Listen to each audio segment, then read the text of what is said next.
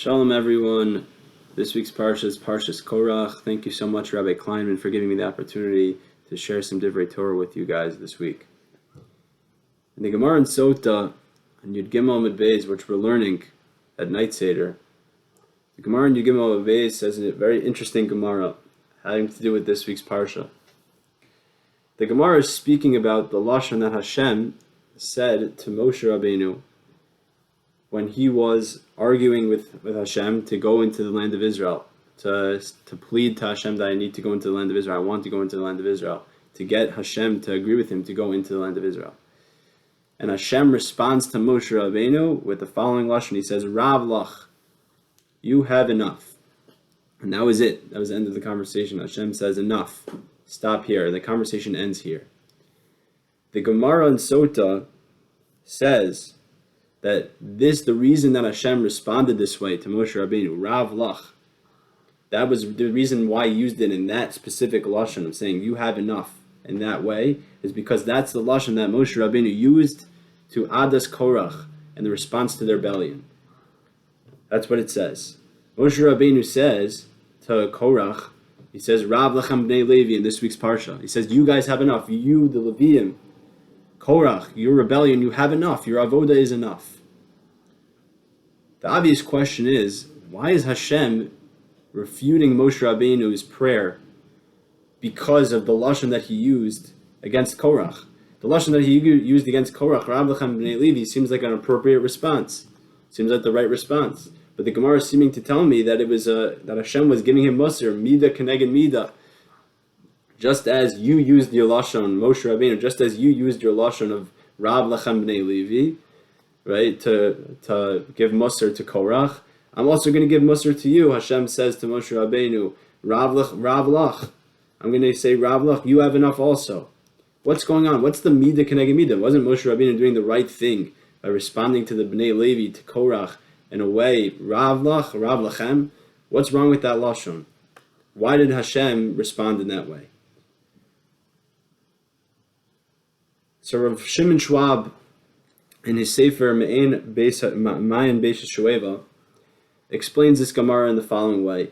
He says, if we look at Rashi, when it says Rav lachem bnei Levi, Rav is from a lashon davar gadol. That's the way that Rashi explains it. So when we look at the Gemara now, when it says Rav lachem means you have a davar gadol. You have something big in your hands already. And that's the way we understand what Hashem is saying to Moshe and the way that Moshe is talking to Korach. He's saying, you have a davar gadol. What is that? How does that change the Gemara? So Rav Shimon Schwab explains the following. Davar gadol means the following, that you have a davar gadol means that your avoda, the Leviim's avoda, is purely lishma. Why? There's no pomp and circumstance. All Korach's goal was to take over the kahuna because he wanted to have the kavod tifares, to be, the top of Klal Yisrael.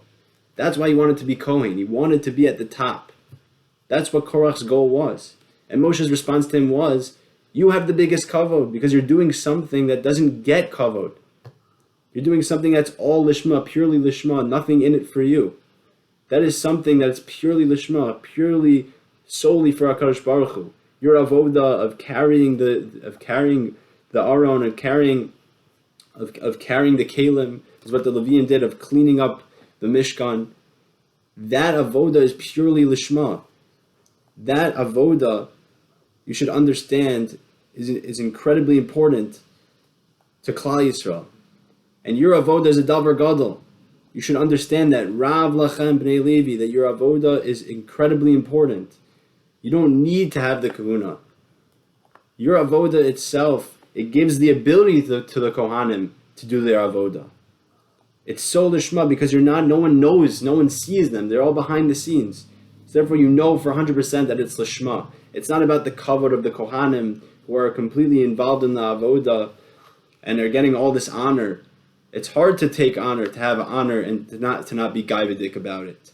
But to do an avoda that's lishma, there's no kavod to it. That's an incredible way of it. It's incredible mahalach and avodas Hashem. And that's what Moshe Rabbeinu was saying to the Bnei Korach. And says Rav Shimon Schwab, this is what Hashem was saying to Moshe Rabbeinu about going into Eretz Yisrael. Hashem says to Moshe, you have a davar gadol. What does that mean? That your whole avodas Hashem of bringing Klal Yisrael to this point was your avoda lishma. I know you have a desire to get into Eretz Yisrael, but to understand that your avoda right now, you have completed your avoda. You have done everything that you need to do until this point. That's what Hashem's telling Moshe Rabbeinu. You don't need to go into Eretz Yisrael to complete your avoda. I know that that's what you want to do, but in my world, and what I wanted from you, you've completed. You've done it, and you've reached the point. You've reached the point where it's enough, or you've done my avoda. You've completed my avoda. Ravlach, you have a davar gadol already. This point of seeing Eretz Yisrael, that is the max. That's the highest point that you are supposed to achieve in my eyes, says Hashem to Moshe Rabbeinu. So Ravlach is not really a musar, but it's telling you what you already have. It's reminding you of what you already have. That is the depth of the Lashon and the explanation of the Lashon in the Gemara and Sota, and why we're comparing why Hashem says Ravlach to Moshe Rabbeinu. He says Ravlach to Moshe Rabbeinu to remind him of what he has, what he's seen, what he looks in front of him, where he brought Klal Yisrael, to look in the past, to see how far Moshe has brought Klal Yisrael, has brought them to the point of going into Eretz Yisrael. Yes, he might not be able to go into Eretz Yisrael, but the ability, the point that he got to, that's what Hashem wanted from him. He wanted from him to be lishma, to do an avodah lishma. And that's what it was. It wasn't about him. To tell Moshe Rabbeinu, it's not about what you wanted. It's about what I want from you. And you've done everything that I wanted from you. You brought Klal Yisrael to this point, and this is where it stops. This is where it's enough from you. This is your completion of your avodah, of bringing Klal Yisrael to this point. And you've reached the highest point possible. So that's it. Stop here. You're not going into Eretz Yisrael. But Hashem is reminding Moshe Rabbeinu of what he has, of what the avodah that he did. And that's what we need to know in our avodas Hashem. Dessler explains that when Klal Yisrael were going through the Midbar, we're going out of Mitzrayim, on the way to Matan Torah. Every day that they were counting down, they were so excited. They know that it says that they actually counted. They counted the days. They were so excited for Matan Torah. They were so excited every single day. They were counting down the days, each day, one by one. Like each day was very important. And at a certain point, it was just getting too close. They were getting so close, they just stopped counting. They didn't see the importance of counting down the days. And at that point was when Amalek attacked, and they lost. They lost that fire of getting closer to Hashem. That when Amalek came in and cooled them down. Asher karcha baderech. So the explanation is, Rav Dessler explains, is that Klal Yisrael missed the point.